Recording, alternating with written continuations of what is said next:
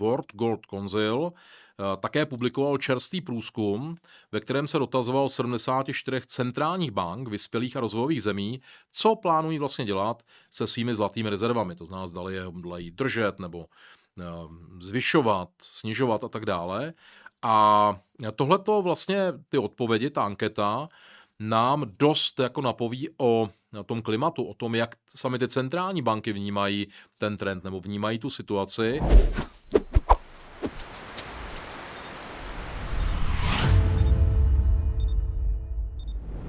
Když byly dotazovány ty centrální banky, zda plánují navyšovat či snižovat objemy svých vlastně zlatých rezerv v následujících 12 měsících, tak 45% centrálních bank jednoznačně odpovědělo, že budou navyšovat své zlaté rezervy a dalších 54% odpovědělo, že je ponechají beze změny. Takže to je, myslím, jasná odpověď, jak tohle vnímají centrální banky a jaký je trend v této oblasti.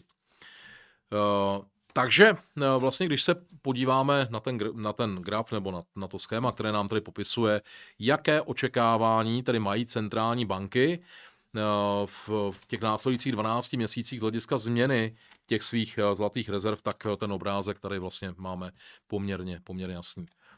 Když se podíváme na rozložení vlastně devizových rezerv centrálních bank, tak vidíme, že zlato v průměru představuje nějakých 26% v jejich portfoliu.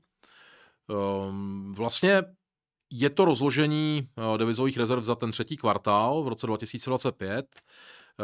Když to porovnáme s tím, jak jejich rezervy vypadaly ještě ve srovnání s třetím kvartálem roku 2024, tak zlato představovalo méně, 19%, to znamená, ty centrální banky vlastně posílily procento vlastně zlata ve svých rezervách, a to konkrétně v průměru nebo celkově o 5%.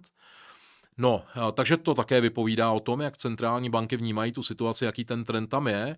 No a když byly centrální banky dotázány, kolik procent bude představovat fyzické zlato v jejich devizových rezervách v následujících 5 letech, jak tady to plánují do budoucna, tak v průměru 78 bank plánuje diversifikovat do zlata 27 až 35%. To znamená, bavíme se o tom, že opět tam jaksi dochází k nějakému předpokladu dalšího nárůstu poměru podílu toho zlata v těch devizových rezervách.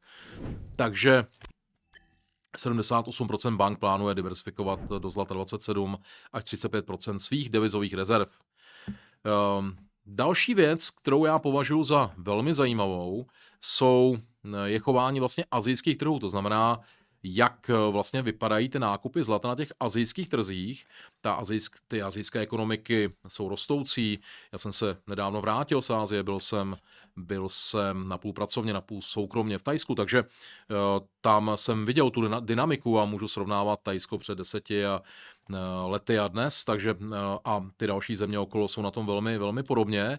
No tak Golden World Council odhaduje, že soukromý sektor v prvním čtvrtletí nakoupil v té Asii nějakých 316 tun zlata, což je 3krát více než v minulém roce v prvním čtvrtletí. Takže to je výrazný posun. Čili strukturální poptávka po zlatě zůstává především od toho asijského retailu a od centrálních bank po celém světě. A to je právě to, co v mém vnímání určuje ten dlouhodobý trend růstu pro cenu zlata. To znamená, je potřeba sledovat trend, nikoli v krátkodobé nějaké výkyvy, krátkodobé jako reakce toho trhu, ale ten dlouhodobý trend. Já se jenom podívám, jestli máme nějaké dotazy tady. A vidím, že tady máme dotazy, máme tady nějaké pozdravy samozřejmě, máme tady nějaké nové členy Silver Klubu, ty samozřejmě vítám, ať už je to Petr Rambros, jestli to čtu správně. Tady máme pozdravy, Galactic 1 na zdraví, my zdravíme taky, Petro Mochin, jestli to čtu správně, dobrý večer všem. Zdravíme, vítáme tady účastníky Silver Klubu, další pozdravy z Bratislavy a tak dále. Dokonce Achau Privědně tady máme, takže zdravíme do Rakouska. Vidíme, že někdo tady poctil nákupy členství, další naše sledující. Nicméně, Danieli, posuňte mi to na ty dotazy, ať nezdržujeme. A Zdravím a doufám, že povídání bude povzbuzující. Je mít za co nakupovat, no určitě. K tomu se dostaneme, že tohletá situace je mimořádně pozitivní pro to, co my tady sledujeme. Honza N, 24 Honza N, dobrý večer, Roberte, prosím o vysvětlení, proč cena papírového zlata a jeho prodeje ovlivňuje cenu fyzického zlata, když jde o naprosto rozdílné komodity. No, protože ta burza tohle nerozlišuje. To znamená, ta cena jakoby zlata na burze se odvíjí právě od stejnou měrou od toho papírového i fyzického zlata. Ta cena je vlastně propojená. Takže tím, že někdo prodává, dělá třeba i manipuluje ten trh prodejem toho papírového zlata, tak ovlivňuje tu spotovou cenu na burze, bez ohledu na to, že třeba fyzické zlato se neodprodává, naopak se třeba může dokupovat, ale ty odprodeje toho papírového zlata jsou třeba větší, což teď právě vidíme. Takže asi tolik k tomu. Takže přes to papírové zlato potom ta cena toho zlata i fyzického je takto korigována. Další dotaz tady máme Silvie Sikaso 7990. Pohled na graf těší snad jen Donalda, co má ve Fort Knox zjevně myši a ne zlato. Hezký večer a v ochlazení všem. No, já bych řekl, že nejenom Donalda, že to těší i nás a my si pak řekneme, proč nás to těší a může těšit, protože tyhle ty všechny korekce, krátkodobé výkyvy a vývoje, pokud ten trend je jasně predikovatelný nějakým směrem, jsou vlastně pozitivní, protože nám umožňují realizovat vyšší zisky, ale k tomu já se ještě dostanu. Tak, máme tady pozdravy nějaké z Banské Bystrice, Petr Ambros, tak zdravíme do Banské Bystrice. To znamená, já bych tady rád trošku udělal promo Silver Clubu, nejenom, že členové Silver Clubu mohou tady komentovat vlastně a mohou komunikovat, klást dotazy v live, což je určitě prima, tak zároveň mají také slevy na naše eventy, 15% na vstupenky. Já jenom podotýkám, že brzy začneme komunikovat i Aurum Summit, naši velkou konferenci, která proběhne na podzim, takže brzy budete moci uplatnit tyto slevy při nákupu lístků. No a samozřejmě také členové Aurum Summitu mohou losovat naše stříbrné mince Británia, což je taková příjemná drobnost. A Daniel mi tady usilovně naznačuje, tam mám ještě nějaký dotaz, já ho samozřejmě vidím, Daniel je velmi pozorný, tady mě nasměruje k tomu dotazu.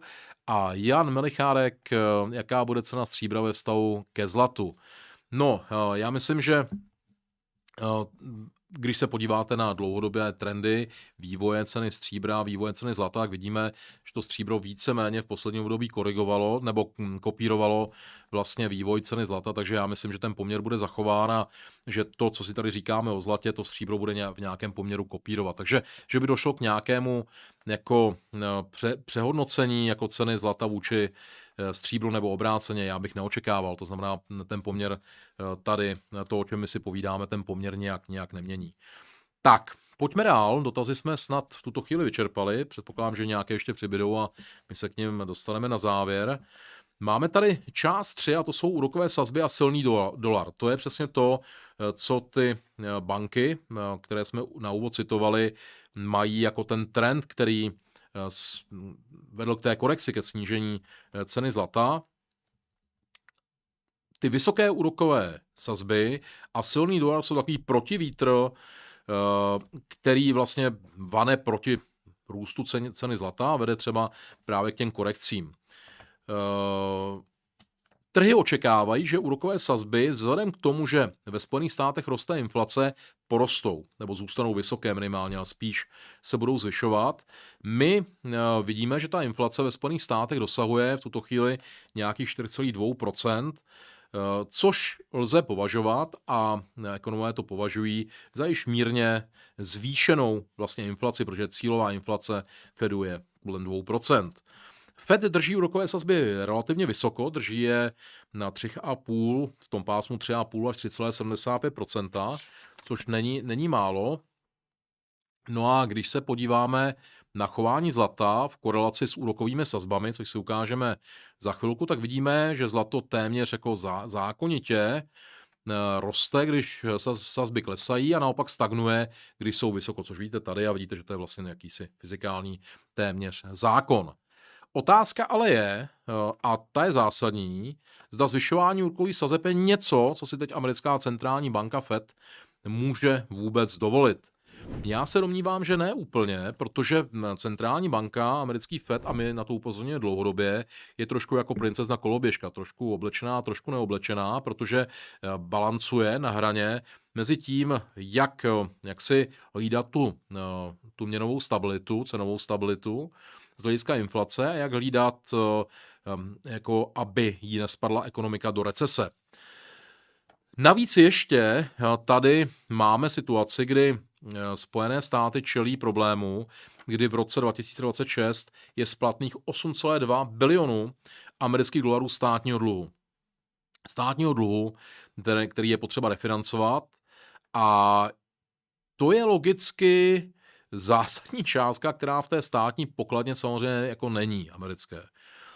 Jde o dluhopisy, které byly jako vydány v době pandemických her, v době covidu, a tady samozřejmě to znamená, že pokud by úrokové sazby zůstaly vysoko, tak pro státní americkou pokladnu je to problém. Znamenalo by to extrémní vícenáklady na obsluhu dluhu, které už není v jejich rozpočtu, převyšují náklady na americkou armádu. A mimochodem ve chvíli, kdy začínají převyšovat náklady na obsluhu dluhu, náklady na armádu, tak to je takové znamení, známka toho, že to impérium má zásadní problém a že možná je ve své závěrečné imperiální fázi. Takže ty vysoké úrokové sazby tady představují problém. No a když bychom se zaměřili i na dynamiku mezi nově zvoleným šéfem Fedu, Kevinem Warshem, a Donaldem Trumpem, tak samozřejmě vidíme, že vlastně Kevin Warsh je takový zastáncem takové té, řekněme, ostré politiky Fedu, nicméně Donald Trump dlouhodobě hlásá, že potřebuje slabší dolar a nízké sazby, aby podpořil americkou ekonomiku. No a to tady máme dva faktory, to znamená velký dluh, vysoké úrokové sazby ho prodražují a zároveň potřebu stimulovat tu americkou ekonomiku, tedy slabším dolarem a nižšími sazbami. No, takže tady vlastně to jde proti sobě trochu, ale podle mě jednoznačně finálně převáží ty zájmy té americké státní pokladny a americké ekonomiky a zaplatí to daňoví poplatníci v podobě inflace, protože to zlevnění toho státního dluhu pomocí snížených úrokových sazeb a zároveň vyhovění Donaldovi Trumpovi z hlediska oslabení dolaru a snížení úrokových sazeb ve vztahu k posílení ekonomiky je to, co bych já spíš očekával, a myslím si, že to je daleko reálnější postup, než jako bránění inflaci pomocí vysokých úrokových sazeb. Takže tohle samozřejmě to snižování, nebo ten tlak na snižování úrokových sazeb bude zásadnějším faktorem podle mě a to bude podporovat růst ceny zlata a bude podporovat ten dlouhodobý trend.